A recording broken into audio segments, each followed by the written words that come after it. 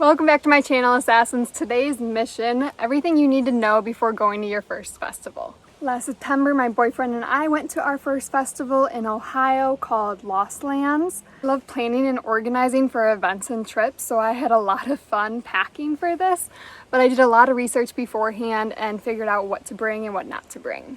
Unfortunately, you can only learn so much from research and the rest you have to learn by experience. So today I'm going to do my best to walk you through my experience, so hopefully you guys can learn from what I did and then have an even better festival experience. I'm going to cover the essentials for camping, food prep, tricks to getting ready in a tent, and some just for fun tricks that you can use to make your camping experience your own. It can be quite the challenge if you don't know what you're doing, which is why some people prefer glamping. I mean, who wouldn't prefer glamping? But you know, being a college student, Tristan and I cannot afford that. So we roughed it in camping, but we made it a really good experience and we had a lot of fun doing it. Of course, you're gonna need a tent. Luckily, Tristan and I used my parents' tent, so we didn't have to go out and buy one. But if you are looking to buy one, some things I would consider are the camping ground lot size. If you're car camping versus if you're tent only camping, the dimensions of the site are going to be different. So make sure you look at those before buying a tent. Also, something that I would highly consider is seeing if the tent has any organization for like your phone, chargers, accessories, stuff like that. And if not, does it have a place to hang a hanging organizer for easy storage? Once you do have your tent, make sure you know how to set it up before you go to the festival. I would even recommend setting up your entire campsite just like you're going to set it up once you get to the festival, so you are prepared and it's easy for you to set up. I would also make sure that you know how to set up the rain shield for on top of the tent. And the reason why I say this is because you should always be prepared for rain. Okay? Always. Doesn't matter if it's not supposed to rain, just take the extra time and put the rain shield or rain cover on your tent and put a tarp underneath your tent. You will thank me later. Tristan and I didn't take the extra time just to put the rain cover on, and we regretted it very much later on. We went to the festival, we came back, we went to bed, and it was supposed to be clear skies, no raining whatsoever, and what do you know, it was like 3 in the morning and it started pouring. And there's rain leaking through our tent. We have puddles in our tent, everything is wet, and what do? We just cover up with a blanket and go back to bed. So we had to deal with all of that in the morning, and everything was soaking. We had to leave things out to dry. It was just a mess. So of course the next day then we went and we put the rain cover on top of our tent, even though it didn't rain the rest of the entire weekend. The tarp is super important as well because it helps keep condensation out of your tent from the ground. So even if it doesn't rain, the grass will still get a little damp from just moisture. So having a tarp below your tent will help not have condensation in your tent.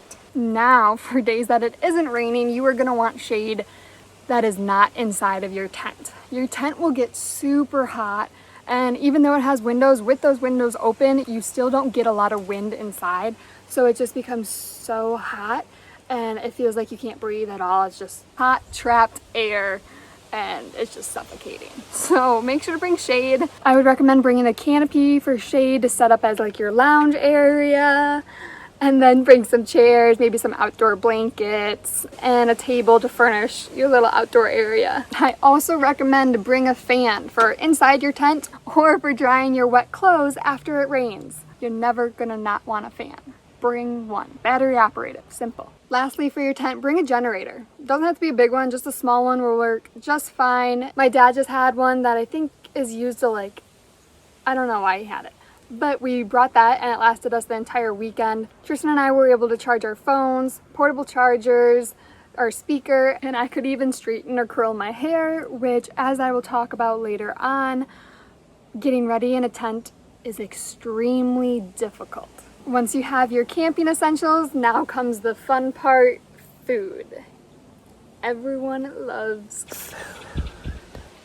Try to keep your food simple. Tristan and I did, and it worked out really great. What we did is we pre-cooked and prepped most of the food that we brought with us so that once we got to the festival, all we had to do was open our cooler and grab something out. The day before we left for the festival, I pre-cooked a bunch of pasta and popped popcorn. I think it was like 4 bags of popcorn to put in Ziploc bags as snacks. And then we also brought cereal and milk with us for like breakfast and a midnight snack, and then sandwiches for lunch with like chips or fresh fruit. The pasta was probably our favorite. We brought marinara sauce with us and just had it cold.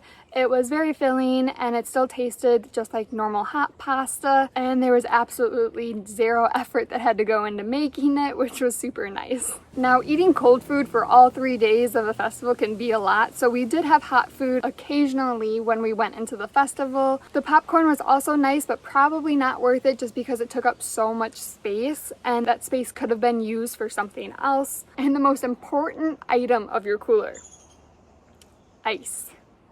Go early, go often, always have ice. The lines get super long in the afternoon and the sun is at the hottest it's gonna get, so you do not want to be waiting in line during that time. Going earlier on will also give you plenty of time to get ready for your next day. You'll be able to shower, get ready, take some pictures during the day, eat, and still have time to explore before the real festivities begin. Getting ready while camping is probably the most difficult thing to do while you're camping. First off, the showers. If you have to wait in like an hour line and then pay $10 for a 15-minute shower in a not so nice shower. So instead of doing that, Tristan and I drove maybe 5 minutes off of festival grounds and found a truck stop that had showers. Price was the same, but the showers were way nicer.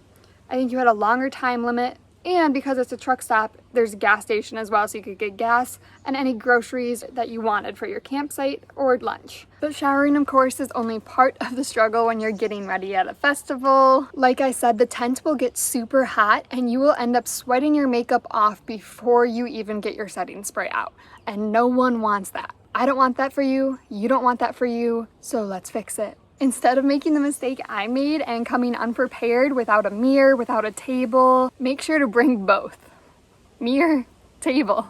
Both are very important. This way, if you have small and portable mirrors and tables, you're able to sit outside where the wind can actually catch you, and it will help cool you off and make sure that your face doesn't sweat off your makeup. I would recommend bringing a small standalone mirror as well as a small table if you have one. If you don't have a small table, a really good trick for making one is pack everything you're bringing to the festival into a tub, and then once you're there and you unpack everything, use that tub as a little table or a nightstand for your tent. Either one, the table or the tub, will work great for putting your makeup, your hair products, and any like accessories that are super small that you don't want to lose onto, so you can stay organized. I promise the organization of this setup is going to work much better than using your phone's camera as a mirror sitting inside of a barely breathable tent like I did. Don't be me. Be better than me.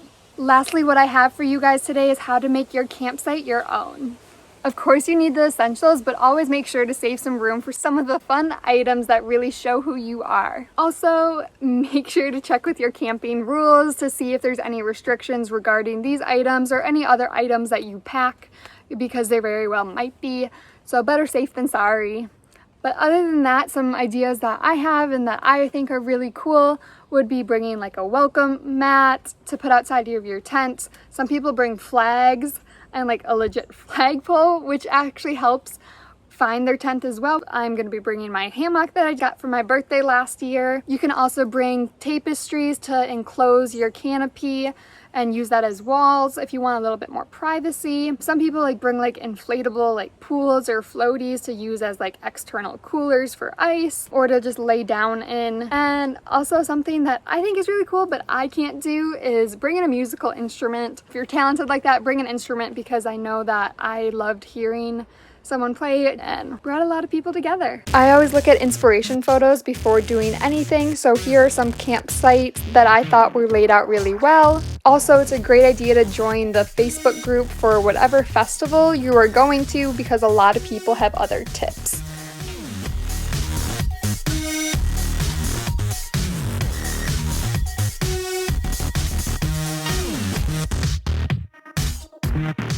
Also, check out this checklist that I made for a more detailed list of what to bring to a festival when you're camping. Feel free to download it in the description down below, and if you like this video, please make sure to give it a thumbs up. That is all I have for today. Keep killing it. Make sure to subscribe and hit the bell icon to know every time that I post a new video.